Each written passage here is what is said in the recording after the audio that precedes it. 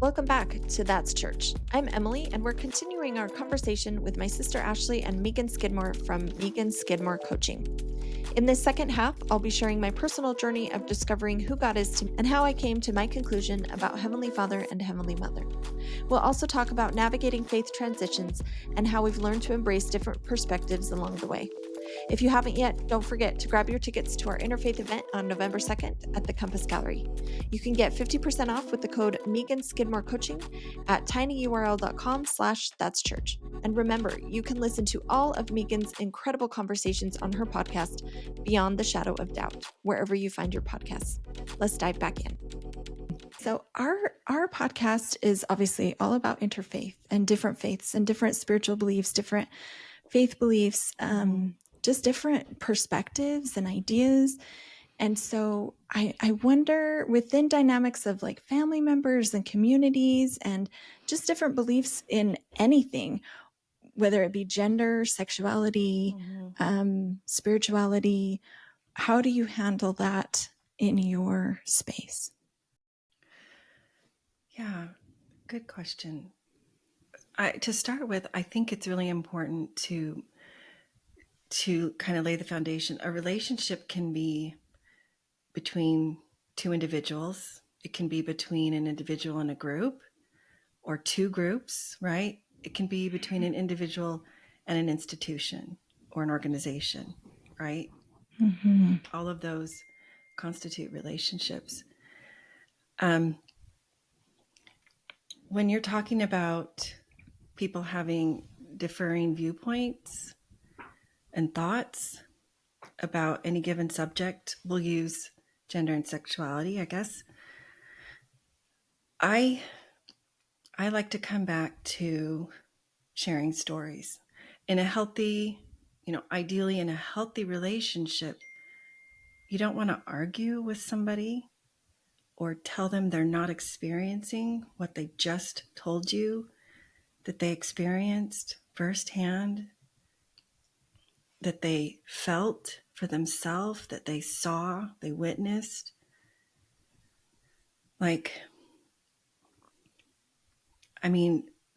There's some elements of that the LDS faith is based on, interestingly enough.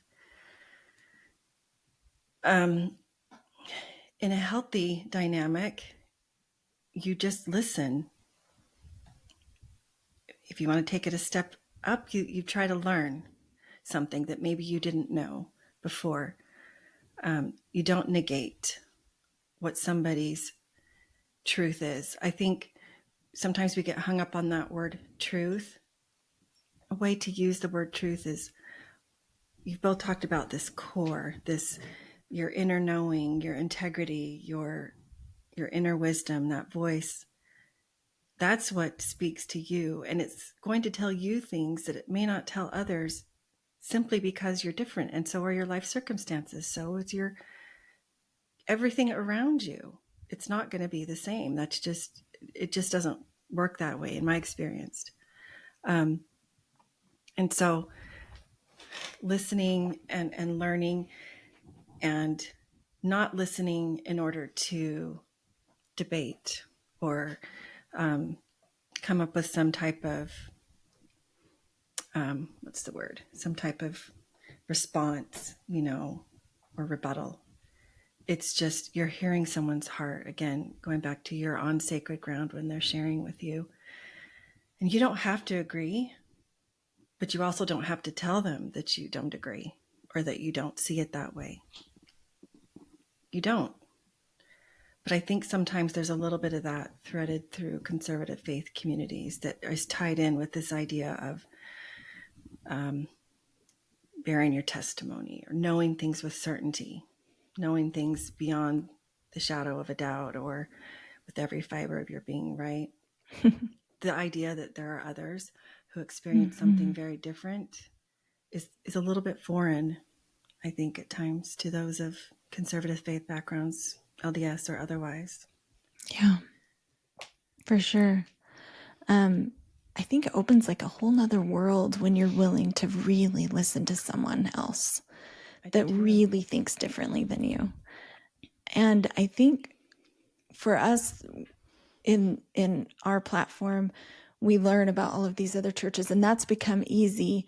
And I have found that it's become harder for me to really hear and to acknowledge and validate people that think differently than me within my own faith, actually. That is tricky. That's the most tricky for me. And I think I'm getting there, but it's a tough one. And one thing that you just sparked this thought that's been surprising to us in learning about other people's faiths and really being there to just truly get to know them and truly understand them, and not to add what we have or not to give them what we have, but to really, I mean, to offer whatever they'd like from us. But I feel like we're gaining so much from them, and we're learning so much from them. We're not trying to teach them. I just noticed this for the first time, that, and I'm sure it's happened all along, but we went to a Lutheran church just this last Sunday, and we went to their barbecue. They invited us to this barbecue and bouncy houses, and it was a big event after their service. It was amazing. And this warmest congregation, we spoke to them the week before to tell them what we were doing. We're videoing the service, and then we're going to interview whoever wants to be interviewed. And so we walked around, interviewed all these people. And I talked with this man after his interview was over, and Ashley had walked away, and he said, "Thank you so much for coming, just for coming and really wanting to know us, because I had an experience once when I went to an LDS church and it was not a good experience." And he said, "Thank you." Like, it was just an acknowledgement of we kind of helped, I think, reframe the idea that some of these people had about us that was negative. And we weren't trying to do that. We go in without any expectation, but just to love them and learn from them and really know them. And such great things are coming of it. And I think people are so afraid to hear something different and afraid to take in something new that might be opposed to what they believe. But when you do, you actually gain so much, and you create a peace without even realizing you're doing it. I didn't realize that was happening until he said it out loud. And I was like, oh, and then thinking back to quite a few of the people that we met that day, so many of them were like, "Thank you for being here. And you're so nice." And like, I think they were surprised, they were surprised that we cared about them and their congregation and what they were doing in their little piece of the world. Like, I think we think that we are giving so much when we proselyte as members, but we are actually giving so much more, in my opinion, when we just really, truly want to hear them. I love what you said. I think there's healing to be done among different sects, different faiths. I experienced something kind of similar. I visited in recent months the Community of Christ, what used to be called the RLDS Church. We've been there. And the first time that I went, my kiddo did come with me, but afterwards, I love how they flock to you and welcome you and ask your name and where you're from and what brought you there and all of that. And then they ask, if I knew much about them. I mean, I just had to be honest. I'm like, yeah, I do. And I explained that I was, member of the LDS Church, born and raised. But what really has stuck with me from that visit is I was able to talk to these two. I asked them if they were lifelong members, and they were. And one of them could trace her ancestors all the way back to where I could trace mine. And there was something so healing in that moment. She said, "I bet my ancestors knew your ancestors." And I said, "I bet they do. And I bet they're really happy about this meeting right now." We forget how much more alike than different we are. And I just share that to emphasize this power, this experience you have with the Lutheran Church. I think we underestimate this power behind loving. Love is a power. It's an energy. It connects us. It moves us. It heals us.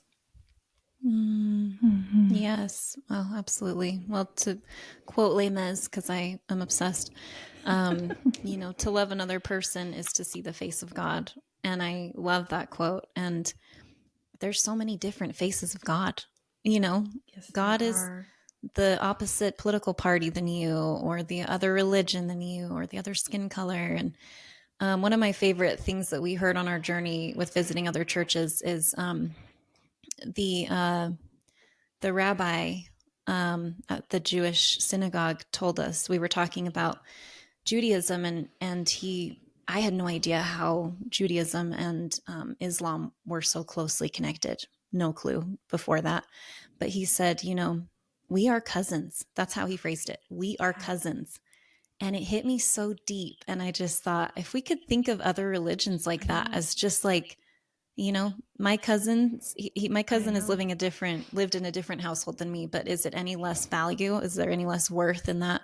And there's so much to gain from each other. And I just love that, especially with everything happening right now in the Middle East. It really hit me like, wow, we are cousins. That is so beautiful. Yeah. I love that so much. So I would love if you both could share, how has this faith journey you've been on, learning to give yourself permission to have these questions and then leaning into them, diving into it, and, feeding this curiosity, I guess. How has that helped you in cultivating your relationship with the divine? I would love to know your thoughts about that. So I have a long thought. Hey. I'll try to say it quickly. This is all you.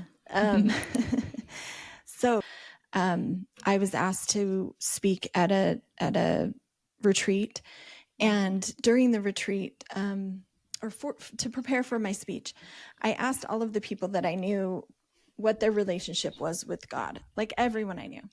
And it was, some people were atheist and I just rephrased it. I think I said, what is your relationship with, or what are your thoughts about the universe or divine power, or whatever it is for you? And it was so amazing to hear the responses from people, because these are people that I know very, very, very well. And I talk to some of them every single day, but I never asked that particular question. And so it was really great to connect with them on such a deeper level, and get a glimpse into what their spirituality looks like. And then I started this process with other faiths, and I thought I knew what my connection with God was.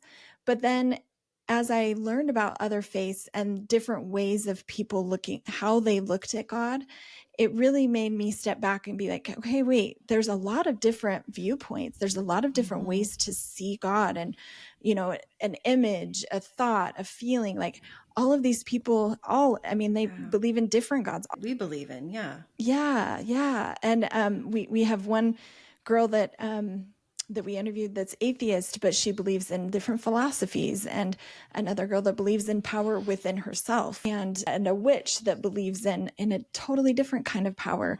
And then also more traditional churches as well. And so I really had to kind of step back, and I've always really liked the scripture in 1 John 4:8 that says, he that loveth not knoweth not God, for God is love. And I took that very literally. And I always have. I've always felt like God is love. But I was talking to Aubrey Chavez, actually, we had her on. Yeah, and I said that to her. And she's amazing. And she said, I thought about what you said, and I think about it a little bit differently now. And it caused me to think about it a little bit differently. And so anyway, so I've been really wrestling with this idea of who is God to me, and Patrick Mason wrote an essay on his trip to Rwanda. And he talks about the genocide there and how devastating it was. And it was absolutely horrific.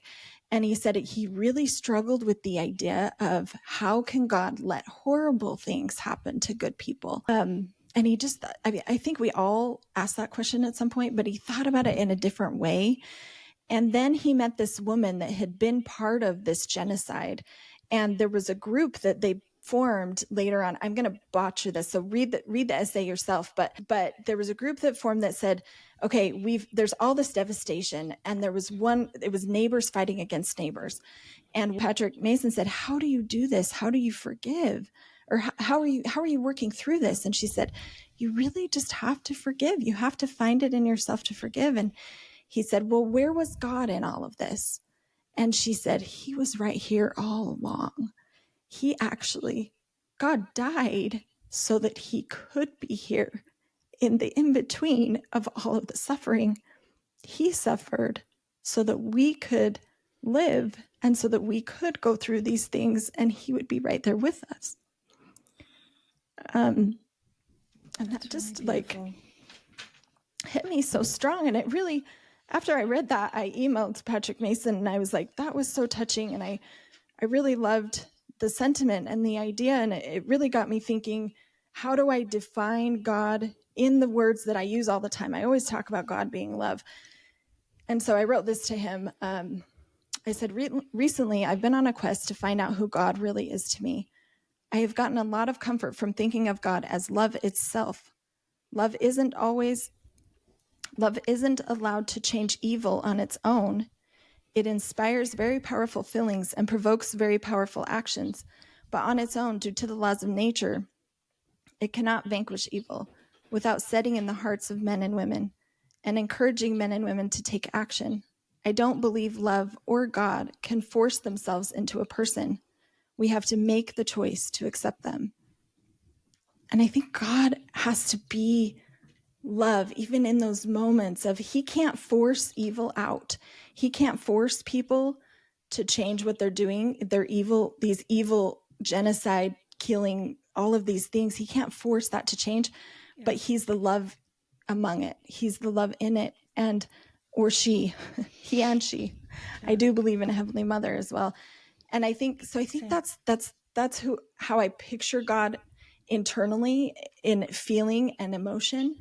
And then I think physically, I picture God to be Jesus. I picture God to be like who Jesus was when he was in Nazareth, and healing the blind and loving people so unconditionally. If I really take myself there and picture that to be God on earth, so humble, yet so powerful, that's God. And I picture Heavenly Mother in a very specific way also. I picture her to be kindness, like the kindness in someone's eyes when they're really listening to you. And my earthly mother's embrace, I picture her to be that much warmth. And the sun on my face, I picture her in that moment.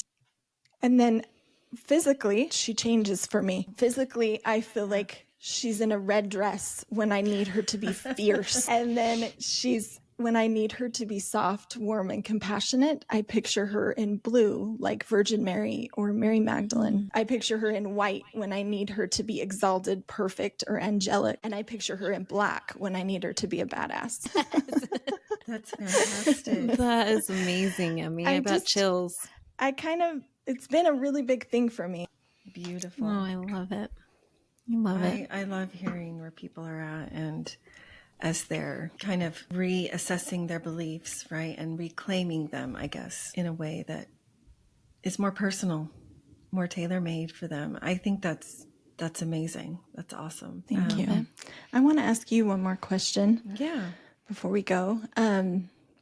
Your coaching niche, right?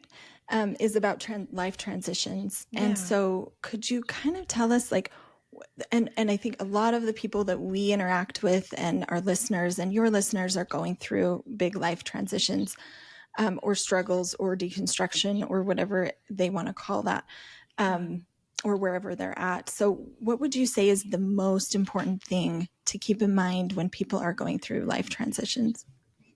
So I would say probably one of the most important things to remember is that they are not linear. They're cyclical, they come in waves, and there's not a single way There's not like a prescribed way to do it right. This is what makes it quite different than maybe what we were taught in our upbringing or the background that we come from, and why learning to connect with that inner voice and then allowing that voice to come up is so important. You don't have to know all of the steps to the path that's going to be in front of you before you take that first step. As a matter of fact, if you're already following a path that exists, someone else built that pathway. That's theirs. The definition of someone who's a trailblazer is someone who makes their path as they go, meaning just that very next step in front of them and lay that cobblestone down.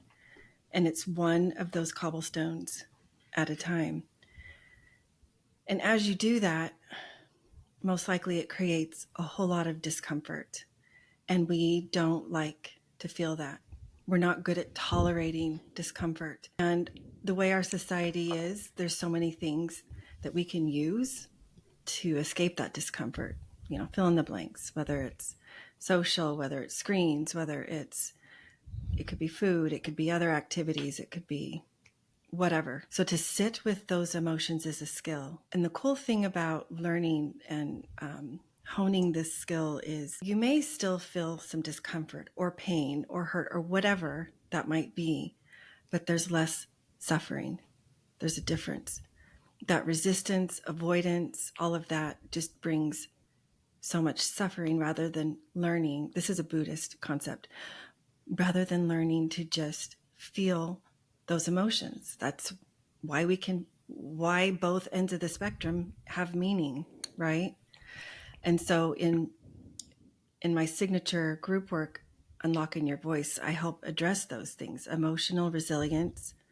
I help address those things that help a person to unlock their voice, to feel safe in using it. Emotional resilience, identity work, or in other words, learning to separate yourself from the stories that you've created about your life and your life circumstances, and then determining your core values. And you can experience some powerful shifts and then learn at your pace when to use those keys. Again, going back to, owning that safety that you want to feel and choosing with whom and when and how often and how much that you share during that life transition. Yeah. So cool. I can just feel like what a difference you're making in so many people's lives with your work and your podcast. Seriously. I listened to the Amy Jensen episode, The Women on the Stand, and it was so powerful. And you really do just create such a warm and welcoming space. Like listening to that before it and just how you are. You just really, speaking of trailblazers, you can tell that you are a trailblazer and have that fire in you in the most compassionate sense, because fire is catching and it just, I don't know, you inspire me. So thanks for having us. And you're great at letting people be who they are. You're not trying to change who they are. You're allowing people space to be who they are and just share it and feel safe to share that. I mean, we have only talked to you for an hour or so, and we feel that so strongly already. Things about you all, you are creating such needed safe spaces. I am so impressed with the guests that you have on. I see them and I'm like, ooh, I want to have them on mine. I know. We can share. We said said the same thing as we went through your list. Like, wow, look at all these amazing people. It's kind of like you kind of find your people in these spaces here, and it's really powerful. Yeah. So absolutely. I have one last question, well, kind of two, but that I like to throw out to my guests. And that is, what does it mean to you to live beyond the shadow of doubt? So I was thinking about this, and because I've heard your episodes, and the word doubt brought up a negative thing for me at first. And I just thought, oh, that's such a bummer that it brought up something negative. But something that a church member said to me that was in a place of authority, when I expressed some of my own doubts, was they quoted, I think it was an Elder Nelson talk. I'm not sure. I can't remember right now, but it was the quote, "Don't rehearse your doubts with other doubters." Okay. And it immediately just like clicked like, nope, that's wrong. It Because activated you. it felt, and I'm going to reference a children's movie right now because I am a child inside. But the movie Yes. Smallfoot is, I think it's a DreamWorks movie, and it came out a few years ago. It's one of my favorite movies, but it's Bigfoot, but it's called Smallfoot because all of the Yetis believe that the humans are actually the ones to be afraid of, so they call them Smallfoot instead of the other way around, which is Bigfoot. And it's just such a great take on That's funny. the fear of the unknown, the fear of doubts and not knowing. And one of my favorite quotes, Zendaya's in it, and she sings a song, and one of my favorite lines in it is, "A life that's full of wonder is a wonderful life." And I love it. Similar to what you've been saying, Meagan, is that there's so much beauty in the doubts and in the unknown and in the mysteries of it all. And I really I don't need to live my spirituality in a box anymore. And I don't need a list of rules or things that I need to check off, because I enjoy conversations like this. I love talking to people about big, heavy conversations like, what does the afterlife look like to you? And it's so different, right? There's so much, it's so fun. And I think for a lot of people, they're too scared to do that. Yeah. And I would challenge people to not be, because as Emilie mentioned before, when we were talking about learning, you don't have to take what someone says to you when you listen to their beliefs. You don't have to pick that up. You can leave that there. But just hearing different people and how they view the world and their own spirituality is so sacred. And I think what we've all been saying here is that it's so important that it's so unique. Totally. Yeah. I've talked enough in here, so I'll just be brief. I also thought about what I was going to say, and I called Ash and like, do you have something? Because mine's real short. So I'm glad she did. But I think just simply we find so much security in certainty, and actually we then get stuck, I think. You talked about the stages of faith, and I think it's so important to reach beyond what we think we're actually capable of. And when we doubt, then we can do that. You know, we can scale to a higher place and see things from a different viewpoint. And so I think it's actually so important to question and so important to learn something different, because we can get so stuck, you know. Yes. I served a mission, like I said, in LA, and I remember every time we had a transfer, there was so much change. And at first that was so hard for me.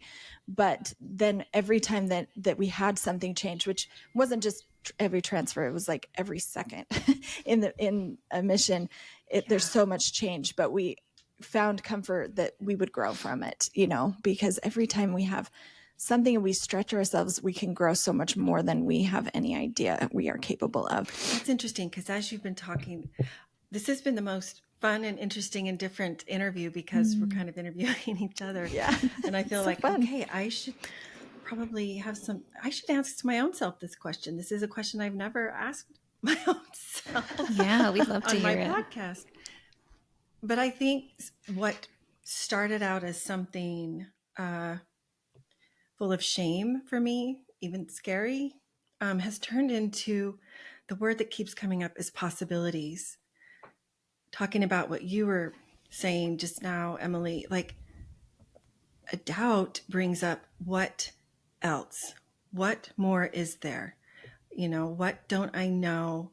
And that just means there's just so much out there that what could possibly be out there. That what if is actually something that I really like now.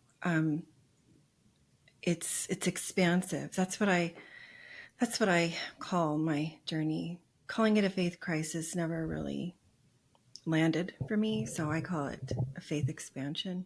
Mm-hmm. And speaking to what you mentioned, Ashley, about people not wanting to have doubts or questions, they fear it. Something that Bob Proctor said, who is an author and a speaker, he said, faith and fear both demand that you believe in something you cannot see. You choose. And right there, like, it's like, oh yeah, you're right. Something's going on behind both of those feelings, and I get to choose we forget that role that we have, I think. Anyway, I'm all about expansion and just having this conversation. It feels so expansive, so enlightening, so full of love and hope. If you listen to my episode, you know that I throw out some for funsies questions at the end. And I was thinking I'm just looking for one, maybe 2-word answers. And I was thinking maybe I'll answer them too. Yeah, for sure. We would love to hear yours too. Okay, so here they go. What is your favorite book? I'll answer. I don't have a favorite. I like lots of books. I'm the kind that has lots open on my Kindle, or I also like books on paper, but I really do like Brian McLaren's Faith After Doubt. That was really pivotal for me and came at a time when I really, really needed it. I also like anything from Brene Brown. That's awesome. What about you guys? Mine is going to be not very scholarly. Mine too. I just was thinking about this today, but both my have it. favorite is very girly and silly and typical, but Pride and Prejudice is really just my all-time favorite. I really love those proper romances, and I haven't read a proper romance or just a fun fictional book in forever. So I'm due. Those are What needed. about you, Ash? Yeah. Those are needed. I just watched Little Women and I was like, I needed this. All the dresses and everything. My favorite book is The Little Prince, which is a children's book again, because I'm a child, but it's a very adult kind of children's book. And it was written by a Frenchman. So it's very unique, but it's very much, showing the world through a child's eyes. And that really resonates with me. Okay. So are you an introvert or an extrovert? I am an introvert. I'm kind of right in the middle. It takes work, kind of energy to be extroverted, but that's not how my cup gets filled, right? What about you guys? I am an extrovert. That's how my cup is filled. But as I get older, it takes more energy and I am exhausted afterwards. But it really fills my cup, but I can't do it as often. You know what I'm saying? Anyway. I'm similar too. I'm an extrovert, but I think COVID made me become a little more introverted. And now I'm okay with sitting at home more than I used to be. I know. Awesome. Are you a night owl or a morning lark? I think once upon a time I was a night owl in my younger years. And, honestly, now my answer is neither. I'm not a night owl or a morning lark. What would you call yourself? You just like sleeping or whatever my body needs. That's what I'm going to do. Oh, I love that answer. I just want to sleep. I tell my husband that all the time. I'm like, can I sleep for 3 days straight? Like, I would love an induced coma or something. Really? Just wake up super. Yes, hibernation, yes. But I think I speak for, I both when I say night owls, because we will text each other at like 2 a.m. and I'll get a response. And I'm like, what's wrong with us? What is wrong? We have issues. So who is your favorite artist? I think for me, I have lots of favorites, but what really draws me to an artist is, I'm talking music right now, lyrics. I really pay attention to lyrics. Like they can be so moving and poetic and stirring. And there's sometimes meaning behind the lyrics that isn't initially obvious. So favorite artist. That. Do you have one though? Do you have a artist, or just in general you like meaningful lyrics? I don't know if I have a favorite. I just most recently went to Imagine Dragons for their Loom tour. And I really like, I can't think of a song of theirs that I don't find meaning and purpose behind. I really like that. Yeah, who else I really like? I really like Lenny Kravitz. Lenny's so good. He's fine. Sorry. Am I allowed to say that? Yes, because that's the question next. Who your celebrity crush is. Oh, good. We can be thinking about our celebrity crush. Okay. I'll say all of mine super briefly. I am loving the Staves right now. I am also big on lyrics. It's hard for me to listen to music that doesn't have good lyrics. And I like them weird too. I like to listen to a song 100 times and get something different out of it. I also love Sufjan Stevens for that reason. And my celebrity crush that I get made fun of for all the time is Gene Wilder. specifically in Charlie and the Chocolate Factory. And there is something wrong with me probably, but moving on, Emmy.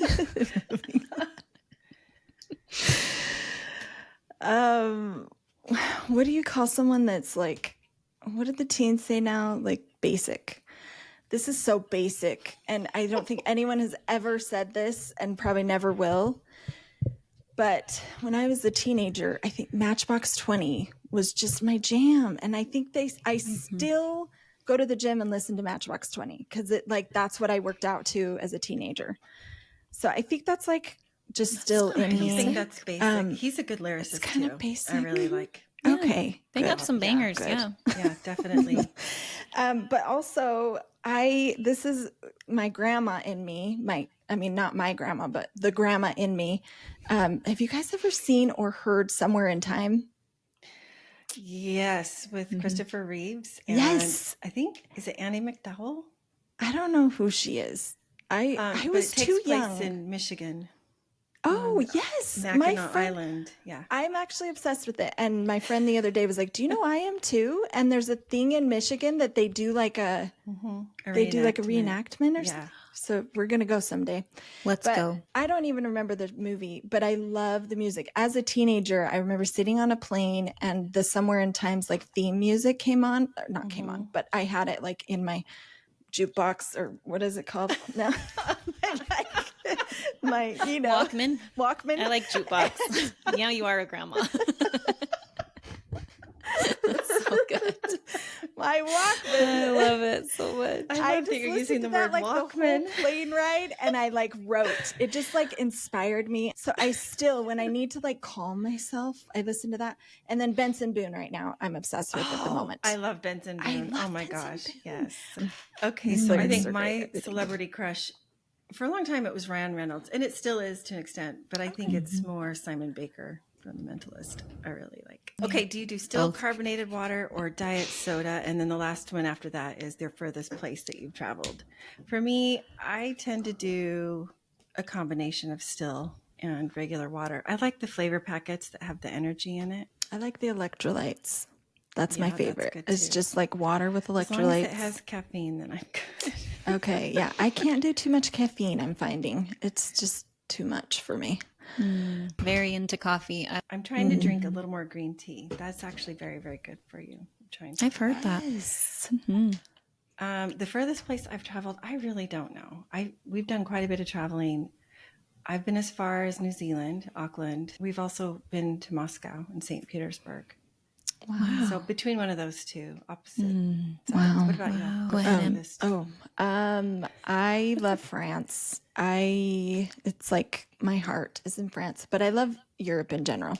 We've traveled a little bit around Europe and Ireland and Amsterdam and London. Like they're all incredible, but I just want to keep going. Like ever since I was a little girl, I was like, I'm going to travel the world. Just wait. Just you wait. Yeah. The whole world. I'm so jealous you went to New Zealand. That's on my bucket list. Yeah, but for me, my favorite was Amsterdam so far. I could see myself living in Amsterdam on a bicycle every day. I knew you were going to say that. My husband served there. That's what took us there. So cool. This That's has so been so fantastic. I'll drop your Instagram handles in the show notes and any other ways you want to have folks be able to contact you. I do want to mention we have an event coming up November 2nd at the Compass Gallery in Provo. And we have Patrick Mason speaking at that along with 4 other interfaith people. Mesa Kergay is a Muslim woman. And you mentioned Community of Christ. Brittany Mangelson, the pastor there, is speaking. And then we have an interfaith couple. He's Hindu and she's LDS. And then they're doing a Q&A panel. So it'll be super fun for people to be able to ask questions and stuff. So all that info will be on our Instagram. I love that. I wish I were local. I got to see the Compass Gallery when I was there recently in Provo. Isn't it so beautiful? It is. The apologies section, it just brought me to tears. Yeah. Yes. So cool. We love it. Good stuff. Yeah. Yeah, it's beautiful. They've done a great job. Totally. Well, this has been so much fun. Thank you. Seriously, we could talk all day. This went so well. Sometimes you just connect with people too. Totally. You were amazing. So were you guys. Thank you. That wraps up today's episode. Thank you so much for joining us on That's Church. We hope this conversation gave you something to think about and maybe even helped you on your own faith journey.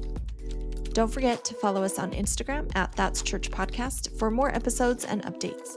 And remember, our interfaith event is happening on November 2nd at the Compass Gallery. Get your tickets at tinyurl.com/thatschurch and use the code Meagan Skidmore Coaching for 50% off. Also, be sure to check out Meagan's podcast, Beyond the Shadow of Doubt, wherever you find your podcasts. Thanks for listening, and we'll see you next time.